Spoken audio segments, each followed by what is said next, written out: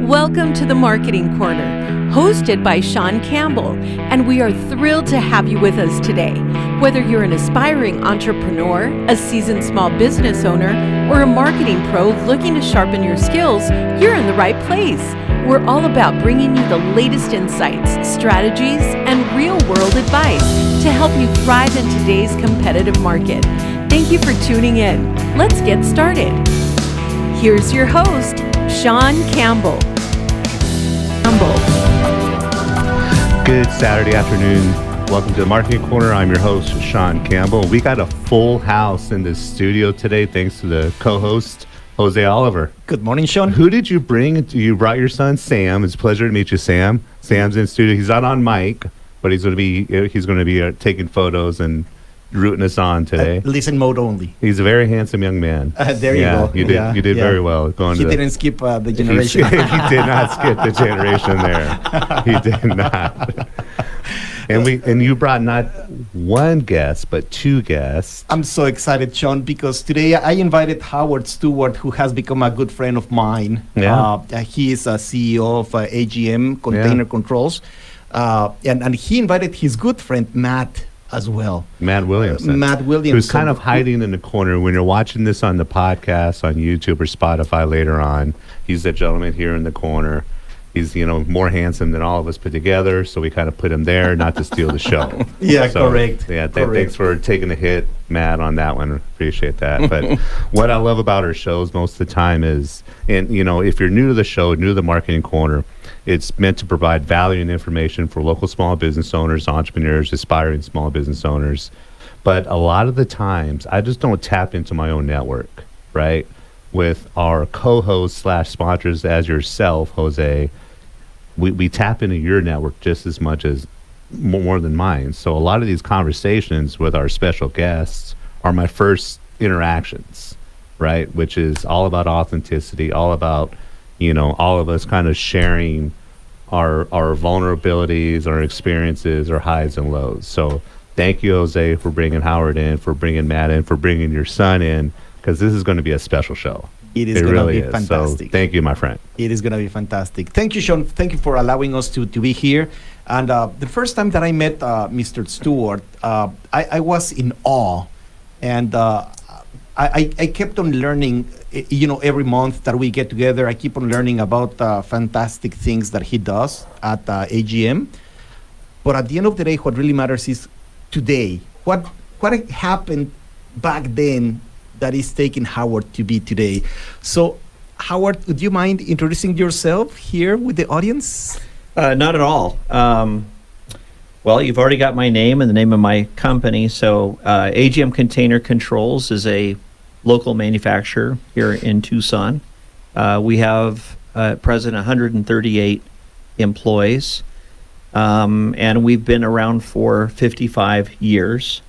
Our initial product line was related to the Falcon missile container that was being manufactured by Hughes Aircraft at that time. And they basically, up until that point, missile containers had to be made out of steel to basically withstand pressure and vacuum changes that primarily occur during transport, either by like air or trucking them over the mountains or things like that.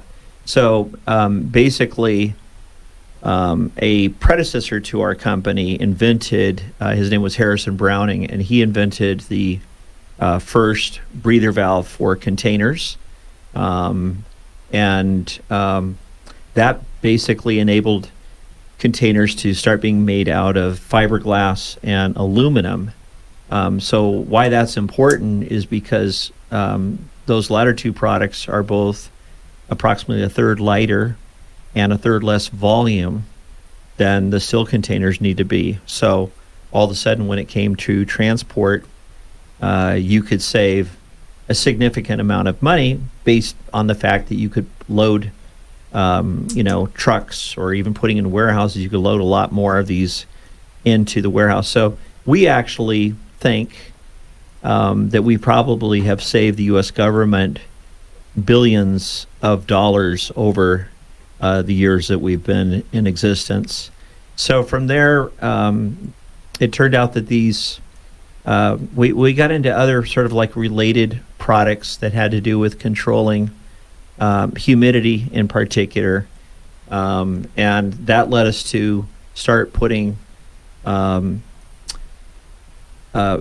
breather valves on containers that, it's led us to putting something we call desiccators, custom desiccators, which are basically a housed drying agent, putting that into the optic systems on missiles and also in the seeker guidance system. So in the missile, if you didn't have our product, you wouldn't be able to see the target, because as it's flying through space, it would get the camera lens or protective glass cover would get fogged over with moisture vapor. So that's how we branched into that. We're now on virtually every missile system.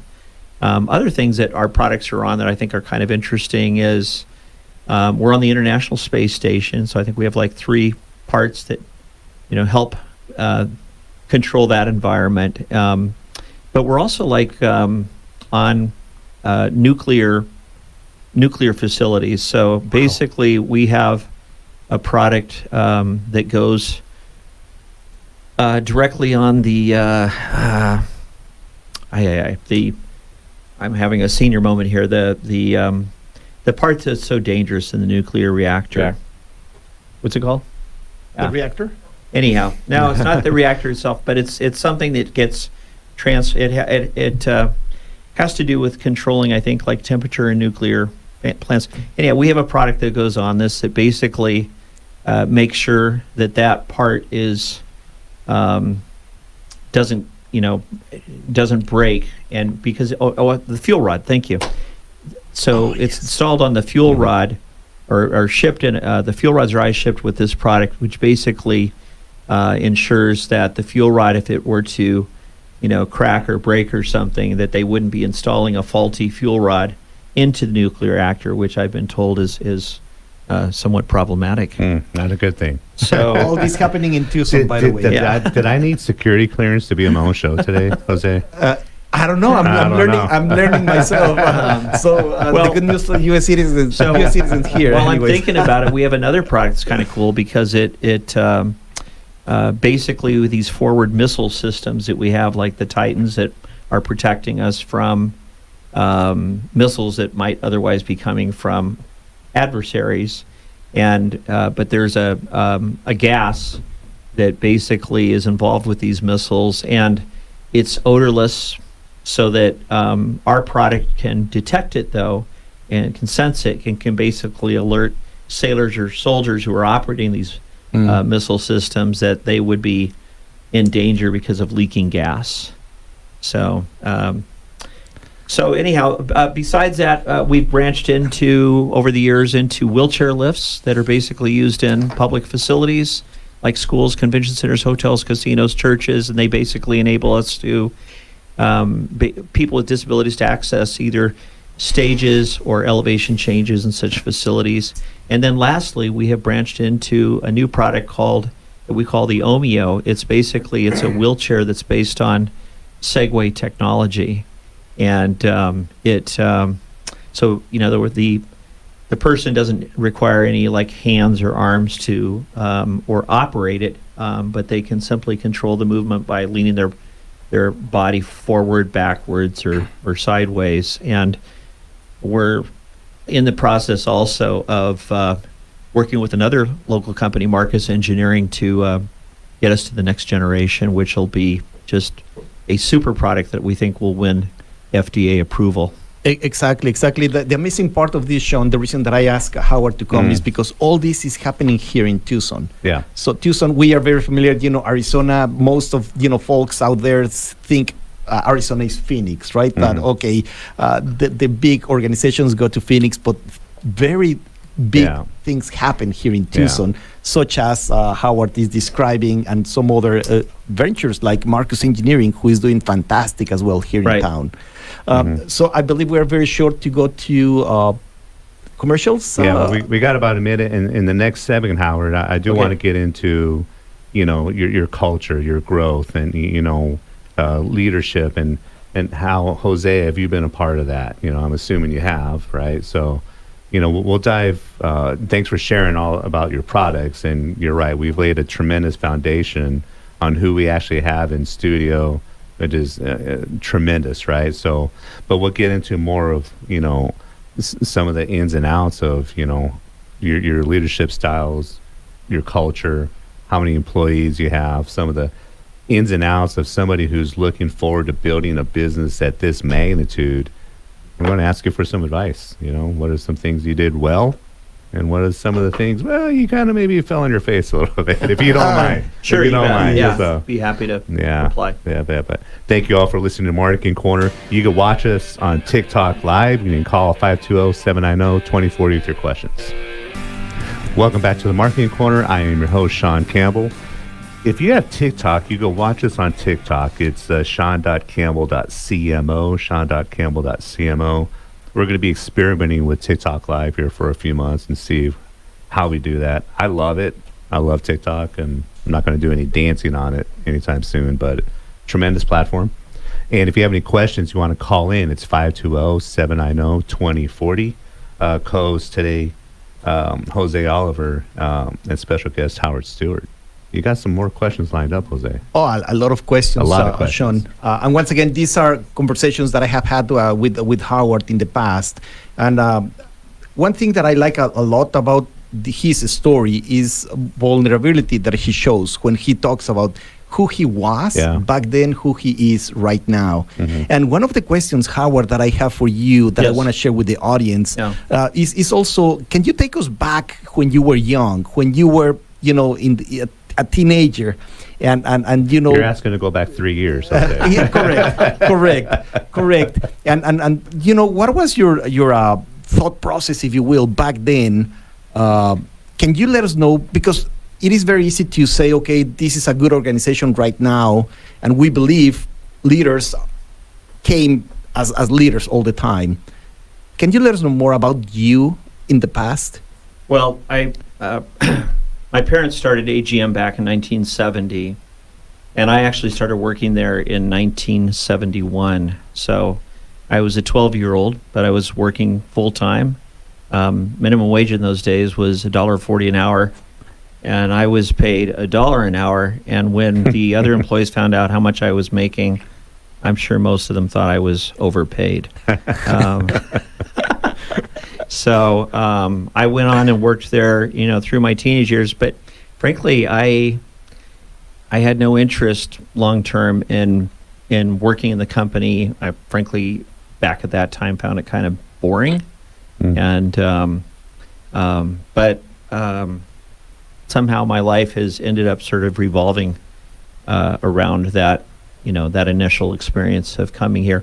As far as things that I learned, I frankly, as a kid, I was I lacked a lot of self-confidence. I had a hard time identifying with the workers. I'm sure that they perceived me as being rather silver spoonish, in terms of, being able to work at a company when you're 12 years old. And so one of the things that I really, though, worked on, I feel like over time, was trying to do a better job of identifying with the hourly employees who worked there. And I think that's actually, in retrospect, has helped me a great deal in running the company, is that I feel like I probably have maybe more of a greater in-tuneness with that aspect of our organization than most CEOs do. Yeah, the empathy, right? You have empathy with them because you literally walk in their shoes. Yes, right. So a great example of that would be like today, like when I ended up taking over CEO, I immediately started an Employee of the Year program because frankly, up until that point, we had never, we never had any awards for any of our employees. And today we do that. We probably recognize a good 25 or so employees each year in various categories. And we also, as part of this, we don't just give them awards, but there are cash awards that go along with it. So I spend just on the cash itself over $50,000 a year on that award day. Yeah, real quick, I want to ask yourself, Howard, and Yeah. Matt as well. How often do you see leaders? Because I'm assuming the circles that you hang out with are fellow business owners, entrepreneurs. I see it as a huge misstep when the owner doesn't have that empathy with their employees, that connection. So I think your experience, Howard, is so invaluable to who you are today. As a coach, do you see that often, Matt, with some of your clients that you got to like ask them to be, hey, can you be cool with your employees? Well, it depends on the individual, but I would say Howard is at the top there in terms of Yeah. his feeling for his employees and adding value to their lives, not only at the company, but in their personal lives. But most people are pretty good at it, but Howard is really at the top. Yeah, you could feel it when he talks about it. You know, I mean, when you're in this room, you could feel that he really is like, yeah, my employees are my front line. Yes, I was sharing with Howard at some point when I moved here to the States 17 years ago that I thought, crossing the border from, being from south of the border and crossing to the States was going to be a different culture across the board. Like the American dream is working for corporate America. I'm speaking as, out of the south of the border native guy. And I was surprised that the American dream isn't a dream for many Americans. Yeah. That we just see this in the far, not really easy to reach. And when I met Howard and his story from years ago, 50 years ago, it started the organization. You took over, I don't know, about 30, Howard? January 1st, 2000. Oh, 2000. Okay, Yeah. 25 years ago. Right. 25 years ago. So when he took over, that Oh, he started YCK. making the changes. So if we had been talking, 30 years ago about AGM, was a different story. Yeah. Maybe it was Yeah. not corporate America, was the old-fashioned corporate America, not the ideal corporate America of organizations that are, people want to work there. I want to be part of that Very organization. interesting. Yeah. There was a leap, Howard, between, prior to Sure. January 1st. Yeah, let me talk about that. So my parents, by the early 1990s, so they ran it from 1970 all the way into the 90s, actually officially through the end of the 90s. But in the early, around actually 1988, they started an ESOP, an employee stock ownership program, as part of their exit strategy. And for the next, I don't know, half dozen years thereafter, they basically complained about, we, gave the employees stock, they have ownership, but they're not acting like owners. They're still just acting like employees. And I heard them, make this lament over and over again, which made me finally read a book about ESOPs, actually 2 books. And when I was done, I came to the conclusion that, frankly, if you have an ESOP, the most important thing you can do is basically teach your employees how to think like owners so that they can act like owners. And I think that's made a huge difference in what's happened in terms of the valuation of the company. In fact, back in the mid-90s, we were, our stock was such that we're so low in value. The banks didn't even think we'd make it, but anyhow, we're now, the value of the company has actually improved by a factor of 28 times in the last 29 years. Wow. So, and it's making a huge difference for employees' retirements. So that's an exciting thing we do. We also have a defined benefit pension plan, which is the kind where the corporation puts in all the money, and we have to grow that 8% per year. And I'm really pleased to say that our pension fund at this point is not only not underfunded, as most pension plans are, but as of the end of the year 2023, we were 80% overfunded, and I suspect right now that we're over 100% overfunded, although I have not heard that back from our pension consultant yet. So our employees' futures are are really solid. Yeah, I want to apply. I know, Shawn. I told you. Can I have an interview next week, Howard? That's going to be a different interview. Man, yeah. That's going to be a different interview. And yes, I believe you mentioned something very, very critical. Sure. Howard, you said, I want my people to think like owners so they can act like owners. But it's also very hard to break that barrier because many of us apply to corporate America and we immediately wear the hat of employee. How do you make it happen? How do you support that if idea? I can say a little bit more, my parents, when I basically all of a sudden they came back from like a vacation or something and they found that I was sharing the information with the employees. And my mother, bless her soul, she basically had like an apoplectic fit over what I was doing. And she's like, you never do that. You basically, this information is something you should only be sharing with your CFO and maybe your board, but nobody below. And to be fair to my parents, they came out of a sort of World War II command and control management philosophy where it's kind of like you only tell, the soldiers or the employees what they need to know. But, leave all the details out. And frankly, I've just ended up doing the opposite. And it's also, I would just say I'm a fairly transparent individual in terms of saying what's on my mind.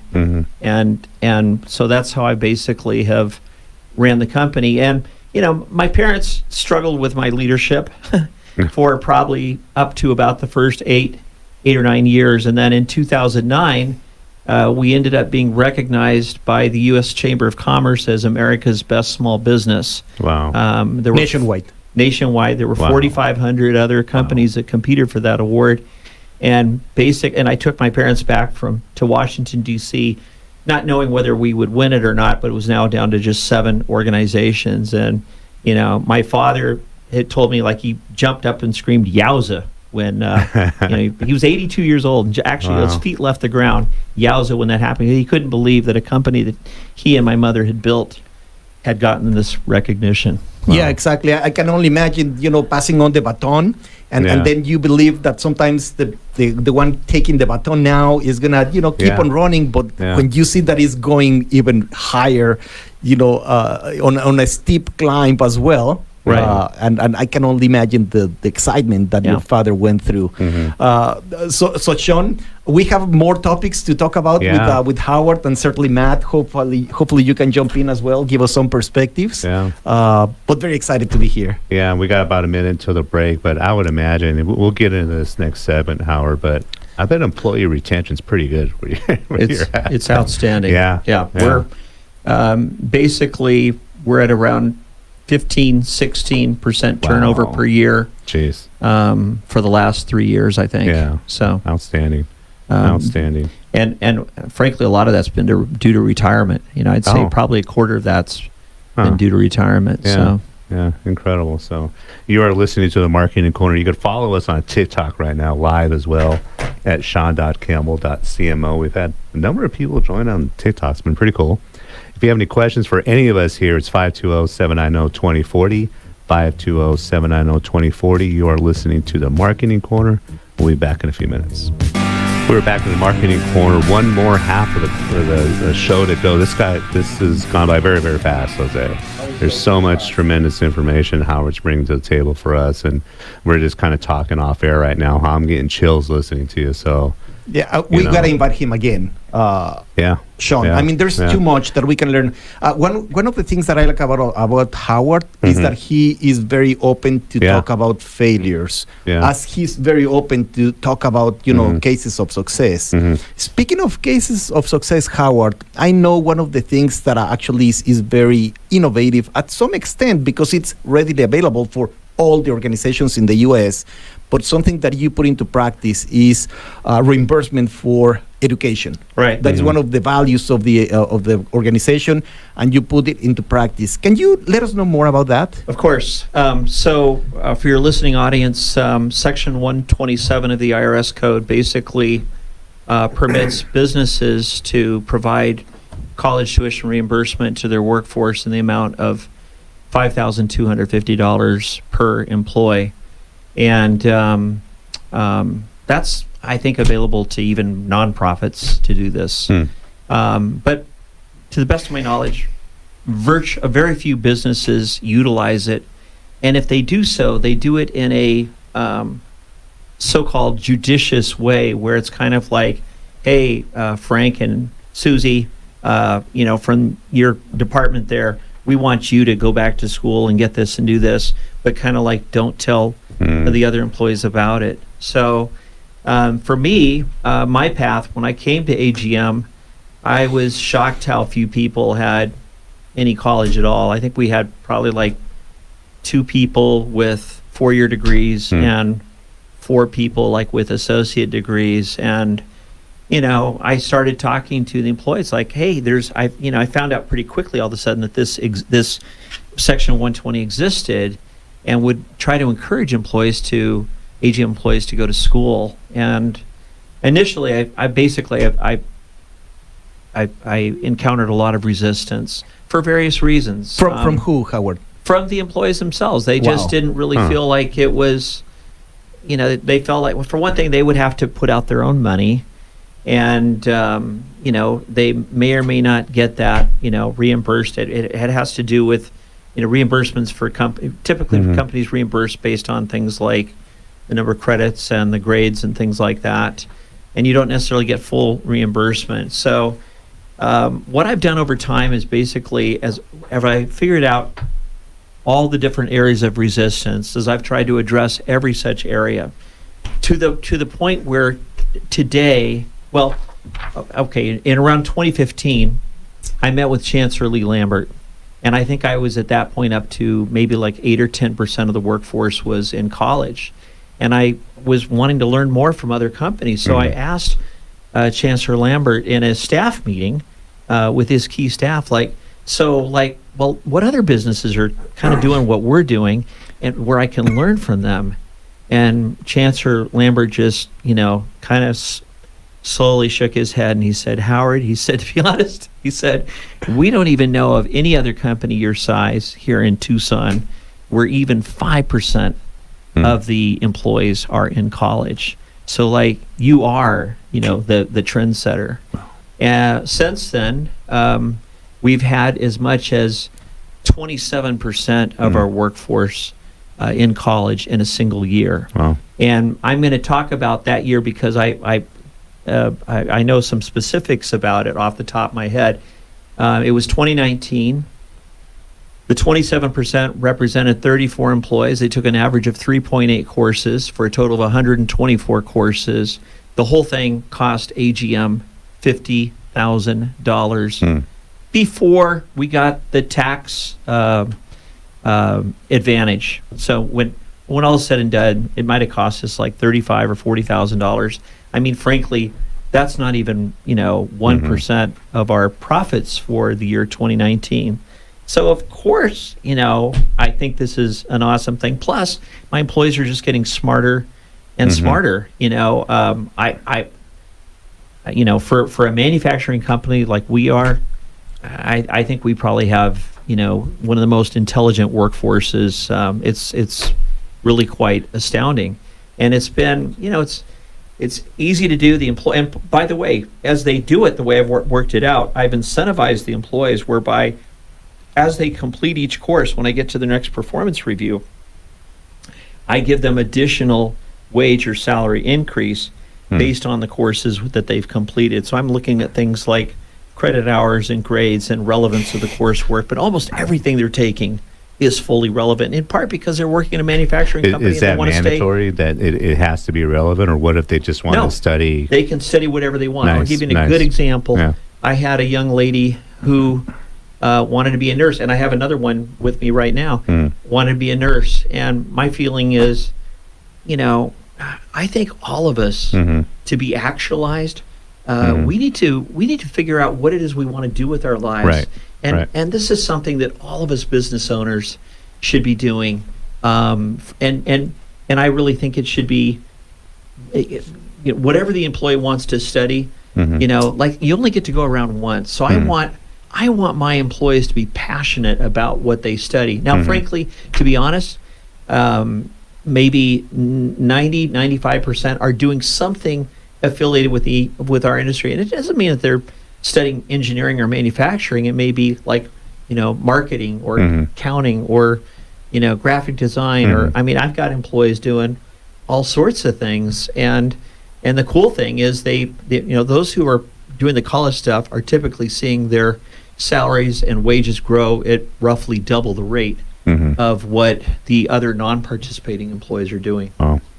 I remember one story that you shared with me, Howard, is that one of your people is in ministry. So this person is studying ministry, but you connected the dots. Okay, I understand we are a for-profit organization. We are not in the ministry organization. Right. But at the same time, you took, what can I get out of this? Not get, for my benefit from an arrogant or selfish perspective, but what is the benefit for AGM? And you said communication. Yeah. Because if this person goes through that particular study course, he will get better on communication. Yeah, frankly, the person I'm thinking about as you say this is a gentleman by the name of Tom Christie, and he's our CFO, and he got a divinity degree from, I think, like Wayland Baptist University or something like that. And this was before he came to AGM. But yeah, it's kind of like, a lot of people go like, well, what connection would that have? But in actuality, so as a result of that, he has the ability, I think he's more empathetic with our workforce. I think he's also, he's able to, make presentations. He feels comfortable making presentations in front of people. He's become a great writer because he was writing sermons. And, he's gone on to have multiple other degrees. So he actually has both, he has an MBA, he has a mechanical engineering degree, and he's presently working on a doctorate.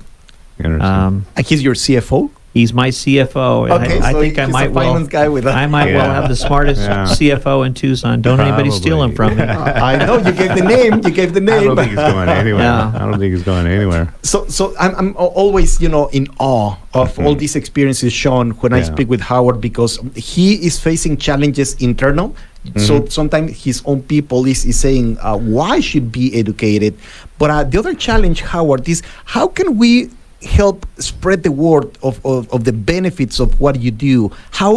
What is the business owners that are listening, how can they embrace this idea? It's hard. I think part of it is also just getting the word out, and that's been difficult. But I do, I speak not only here in Tucson on this topic, speak up in Phoenix and Sedona. Recently, I went to Albuquerque to speak at a regional meeting for ESOP owners up there. And frankly, I want to take this story nationally. I want to do the best for Tucson. Kind of feel like I'm somewhat have exhausted it here. But I feel like this is something that could make our whole country better if people would realize how easy this is to do and how good it would make business owners feel if they were doing something like this, offering the opportunity to change all of their employees' lives. Yeah. Exactly. Make them better. When we come back from these next advertisements, we are going to speak about what is coming in the future. But Shawn, can you let us know more about the impact that we have with the podcast itself? Because this is we are live here in Tucson, but at the same time, what is the impact of these? Well, the podcast goes everywhere on YouTube and Spotify, right? Plus, we break up these little clips from the live show. While it's not live on video now, I get the video by midweek and it's available, so. So what Howard is sharing with us is going to spread. By all means, coast to coast. To coast. Well, that may be the first time that's happened. So we'll be back in about 30 seconds. Well, we'll be back actually in a few minutes. Yes. You're listening to the Marketing Corner. We are back in the Marketing Corner, the last segment. I am your host, Shawn Campbell. You can be following us live on TikTok at shawn.campbell.cmo. Thank you for everybody who's joining in on TikTok. I'm waving to you right now on my phone. If you have any questions for any of us, 520-790-2040. Last segment, you're doing a phenomenal co-hosting job. I was going to say, why the last segment, Shawn? Why the last segment? We got to run it for a couple hours at least. Man. Yeah, and that was one of the reasons why I wanted an hour-long show, because half hour just isn't enough.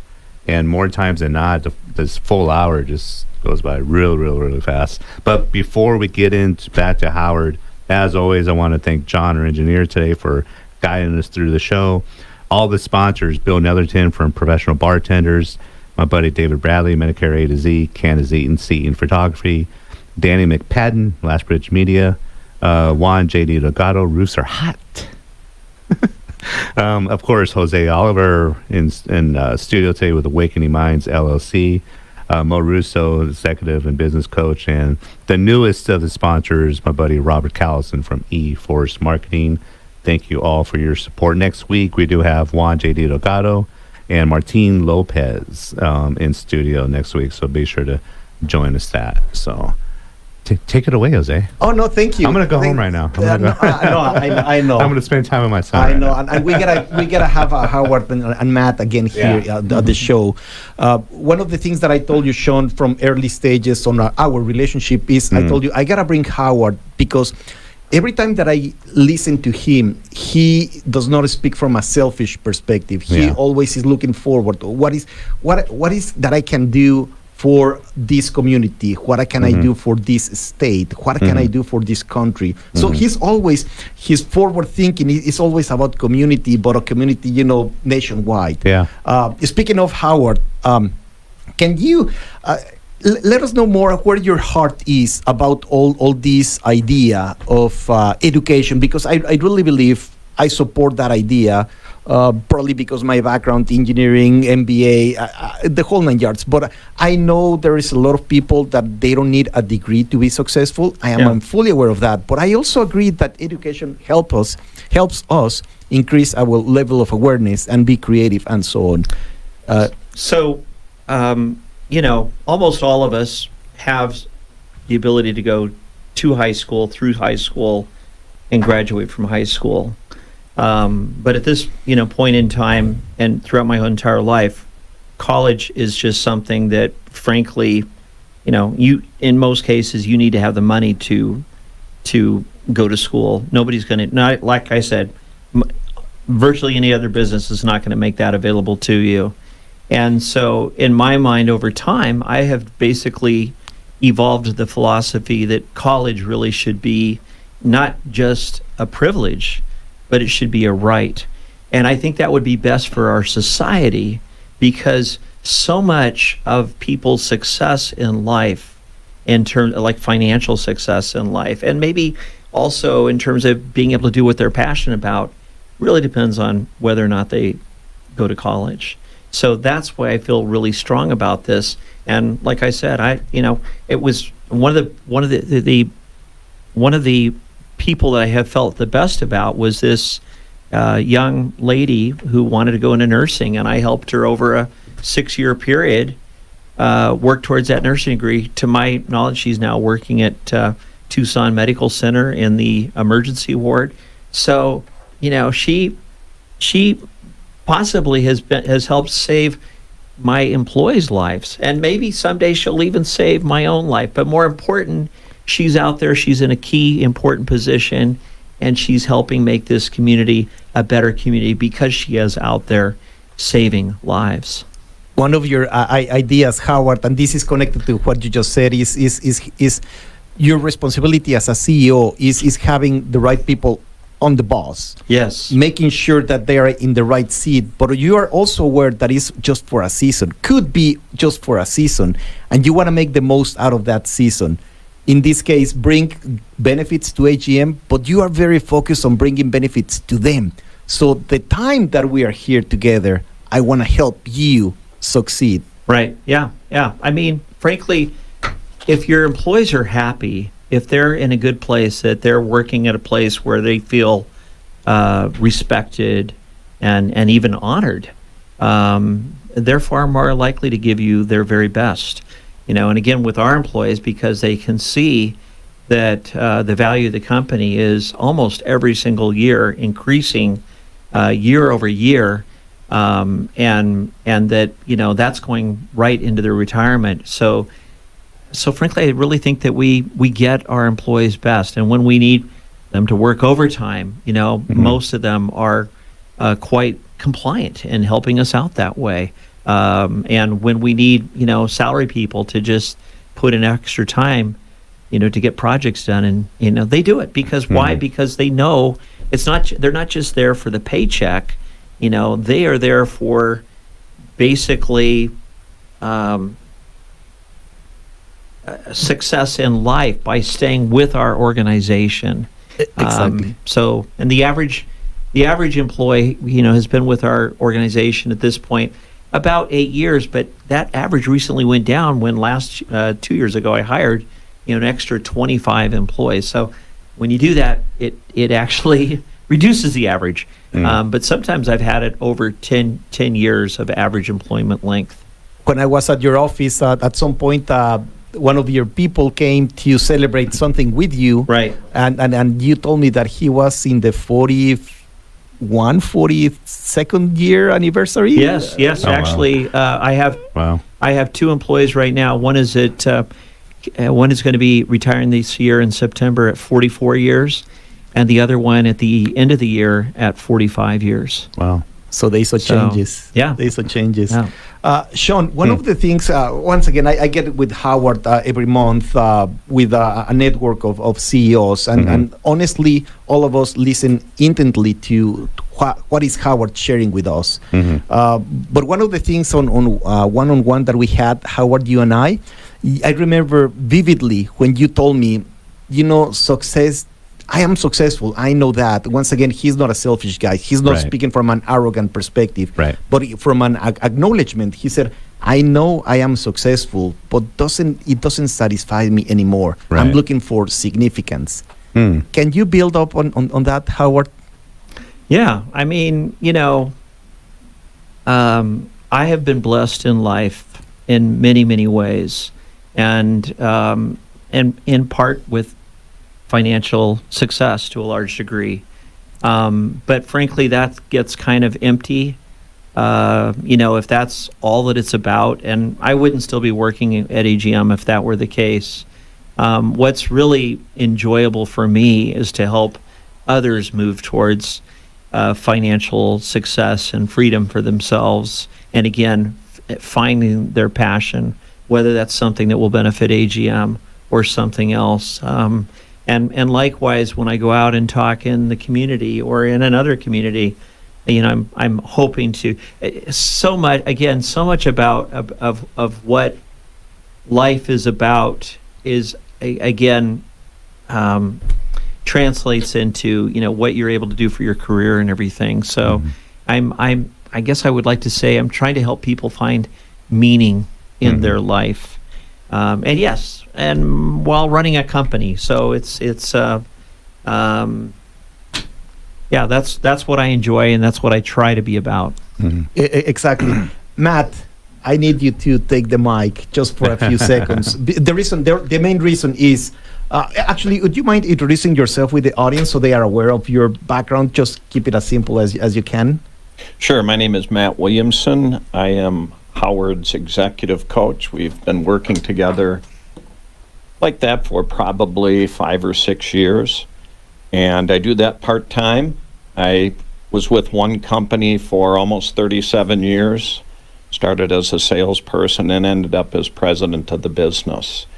And then I came to Tucson when I retired and got to know Howard and had a great relationship since. Thank you. The reason that I asked you to introduce yourself, Matt, is because I know that you are also interfacing with other business owners, other CEOs. And you and I spoke about a year ago, actually, that we said, okay, Mr. Stewart is different. So what is your piece of advice, if you will, to business owners? Because once again, we can see a case of success of a 50-year-old company, but what would be your piece of advice to entrepreneurs, business owners that we can emulate? How can we aim at, achieving the case of success as AGM controls Howard Stewart? Well, the first thing that strikes me is being a genuine leader. That will gain the respect of employees by being genuine with them. Secondly, which Howard does a great job at, is being transparent and being a listener. And the third one is serving the employees versus having them serve you. Yeah. And the servant if leadership, you're yeah. doing that, people will be motivated to do their best, and they'll stay loyal to the company. Is that right in line with what you educate your? Of course, Yeah. of course. Yeah. Yeah, it's servant leadership across the board. I was going to say, Howard, next time we're just going to bring Matt. Okay. Well, you'd be getting moving up if you were to do so. Yeah. He's a great friend, and he's also been very helpful for me to have someone like him to bounce ideas off and to give me input on areas where we might make improvements. Yeah, I know. I have one more question, ahead. Howard, that actually you said Yeah. he's a good friend of yours. There is a book, very old book. There is a story in that book about this king. His name is David, or was David, years ago. And he had this person, his name is Nathan, excuse me. And Nathan approached David, and he told David a story. And David, he was a king, and then David said, you gotta kill that guy, because the story that you told me, this is me as a king, this is what I gotta do. And then Nathan said, well, that is you. The moral of the story that I wanna bring to you, who is people such as Matt, those who can speak candidly to you and say you are missing the mark here? Or how do you find that Nathan in your life who can speak candidly to you and say you're missing the mark here, Howard? Yeah, and you got about 20 seconds to say yes or no. Well, I basically have, I'd say, quite a few people who feel comfortable letting me know when I'm, off base or off on the wrong track, and it's very useful to have those people in your life who don't just parrot back to you what you're saying, but understand. I mean, we want to help make you better, and it's important, I think, who we have in our lives. Yeah. So, hate to wrap this up, so quickly, but we're narrowing it down in the last 30 seconds. Howard, I don't want to put you on the spot, but if someone wanted to reach out to you with any questions, do you have an email address that you can? Yeah, email is probably the best way to reach me. It's hstewart, that's HSTEWART, at agmcontainer.com. Thank you so much for being on the show. Jose, phenomenal job today. Oh, no, it's just because of them. Yeah, and Matt Williamson, thanks for hanging out. Bet. So thanks for tuning in to Marketing Corner. Tune in next week, same time, same place. I'm your host, Shawn Campbell.